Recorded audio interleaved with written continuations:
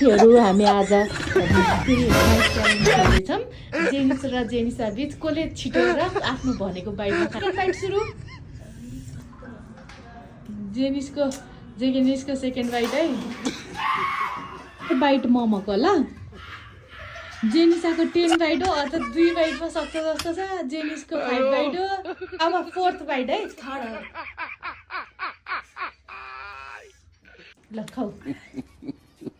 5th bite सुरु जेनिसको last bite हो 4वटा मोमो खै एकैचोटि खान सक्छ कि के गर्छ है त नत्र त जेन्सा दिन्छ मोमो चाहिँ हाम्रो 6th बाइट सुरु भयो यता मोमोमा चाहिँ जेन्सले हार्यो हैन अब यो 6th बाइट हो ल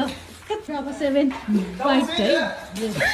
ल जेन्सले चाहिँ 10 भनेको चाहिँ 7 मा सक्छ जेन्सले त हारे उ अझै पनि उ त खाँदै 9th बाइट भयो हैन जेन्सले फाइनली चिकन मोमो च्यालेन्ज जित्यो जेनिसले चाहिँ हार्यो अब चिकन चाहिँ कति बाइट